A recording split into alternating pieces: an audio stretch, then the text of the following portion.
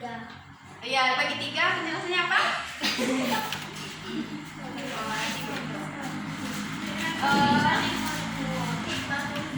Jawabannya?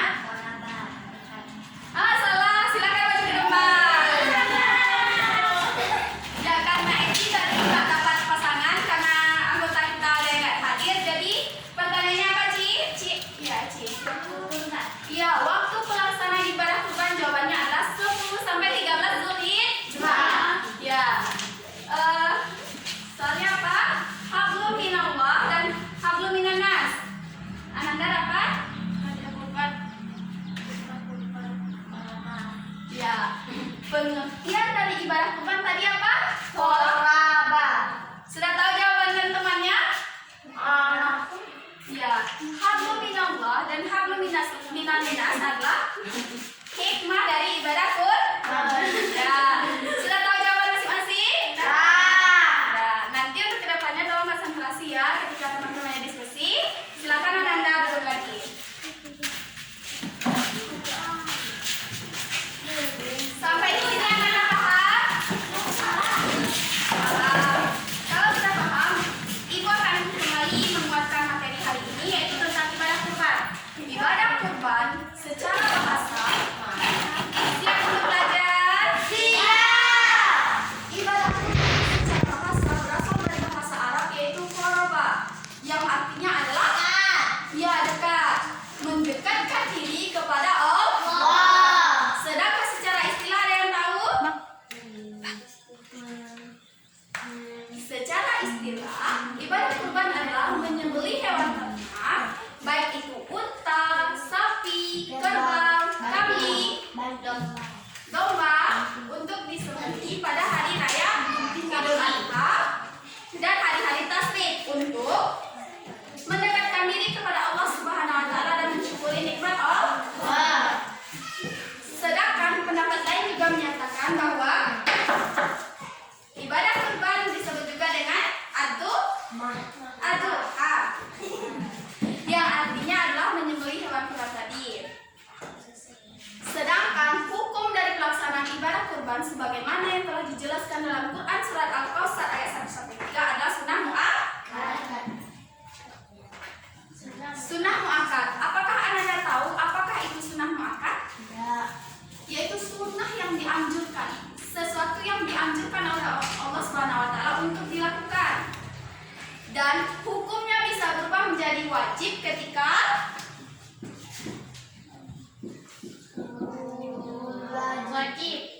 kapan hukum zakat itu menjadi zakat kurban itu menjadi wajib?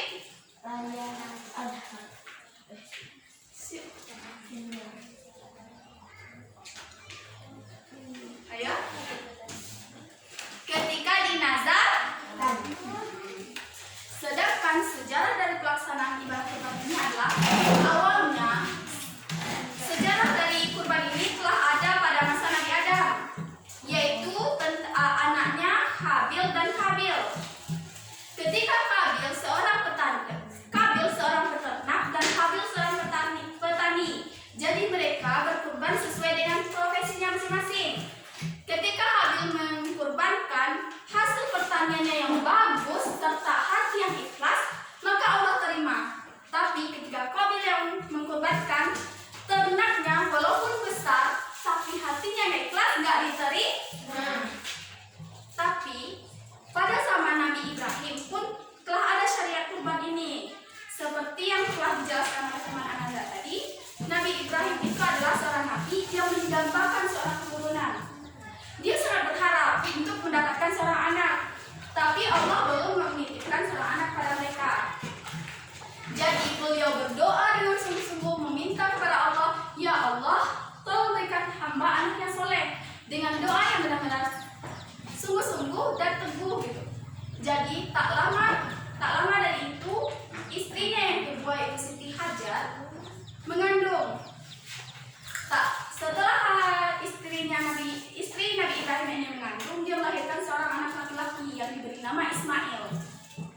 Jadi ketika Nabi Ismail dilahirkan, tidak sampai di sana Allah menguji. Ternyata Allah masih menguji dengan cara apa? Allah memerintahkan kepada Nabi Ibrahim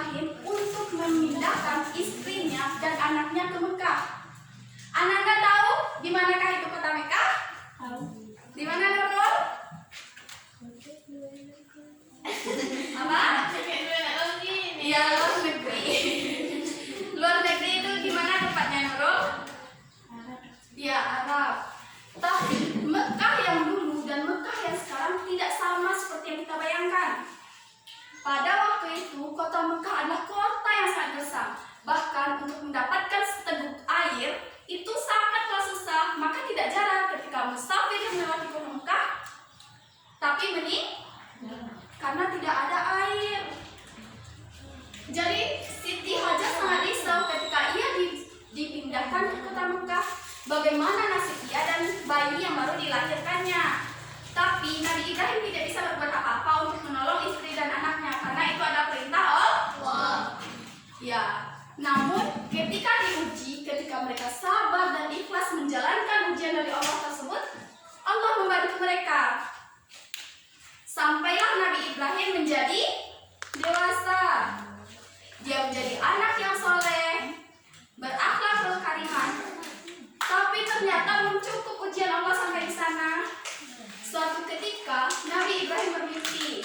Dia diperintahkan untuk menyembelih anaknya sendiri.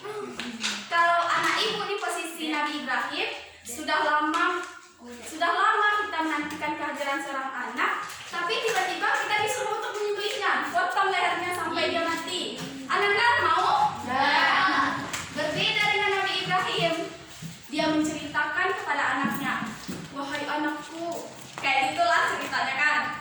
Aku telah bermimpi, Allah memerintahkan aku untuk menyembelih kamu dengan wajah yang sangat sedih.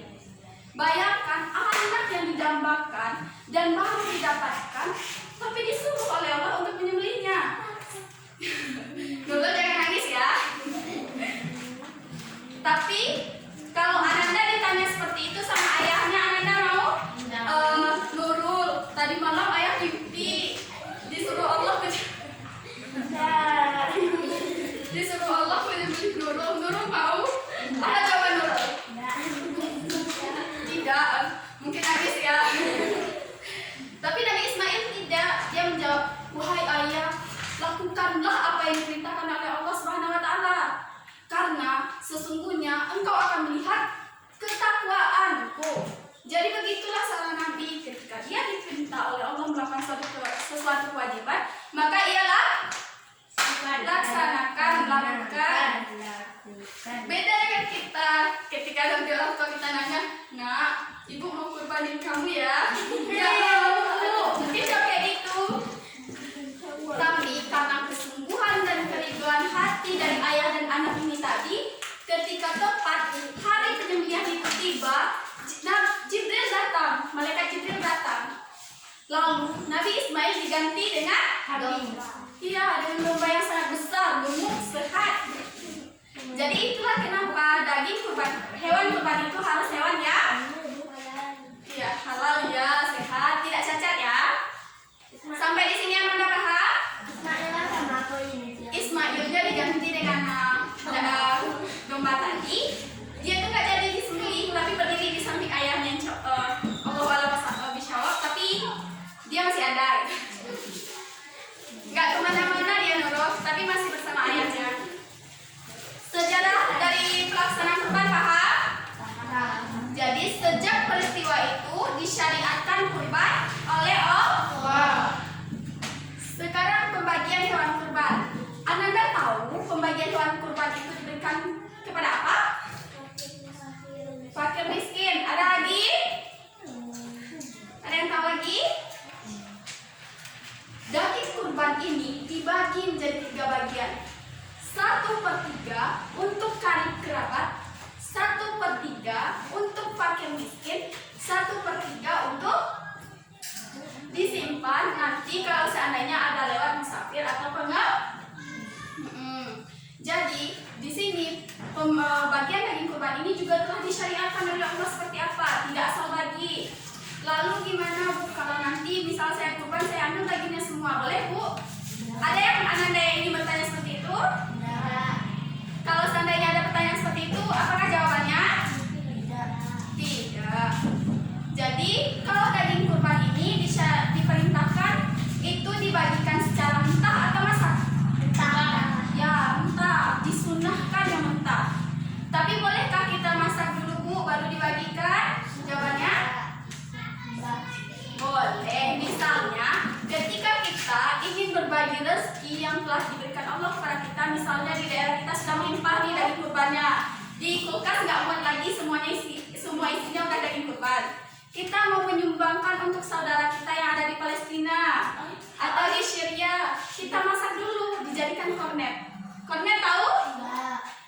Daging kaleng kita masak, kita masukkan ke kaleng, jadi nanti seperti daging kaleng, biar sampai sananya enggak iya, benar sekali. Lalu apakah hikmah dari hewan kurban ini? Ada yang tahu? Hikmahnya adalah hablum minallah dan hablum minanas. Hablum minallah adalah mendekatkan seorang hamba kepada Allah. Sedangkan hablum minanas adalah untuk jiwa sosial. Ya, benar sekali. Paham? Paham. Oke, kalau paham, Ibu punya kuis. Ayo, siapa yang tahu tunjuk tangan, jangan malu-malu ya.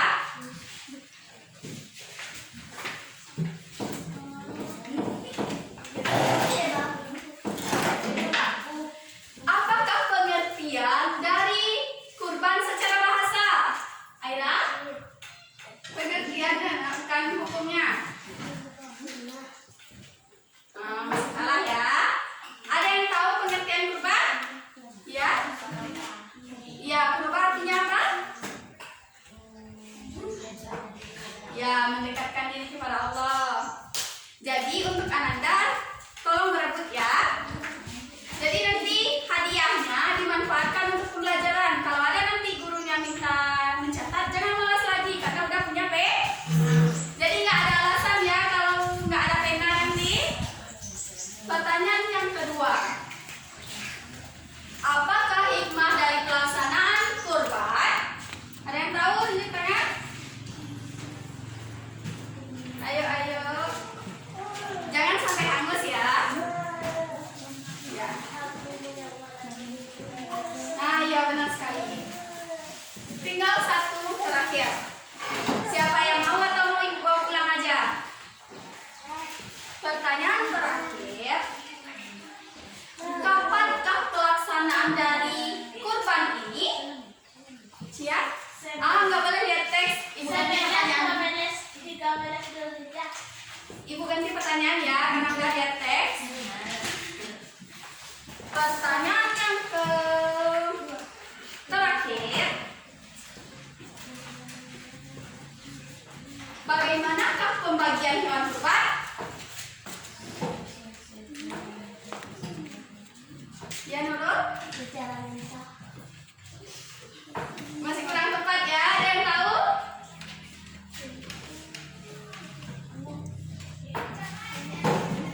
Nggak ada yang tahu? Ya udah, Ibu ganti satu soal terakhir. Siapakah nama anak Nabi Adam? Belum selesai. Siapakah nama anak Nabi Adam yang berkurban tapi ditolak oleh Allah Subhanahu wa taala?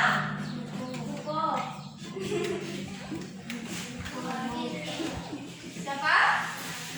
Ya, Kabil. Sampai di sini Anda paham? Paham. Untuk minggu yang akan datang, silakan nanti Anda baca tentang akikah. Ya. Untuk tugas minggu yang akan datang, silakan nanti Anda salin apa materi yang sudah dibagikan kepada Anda tadi, dicatat di rumah, diingat. Semua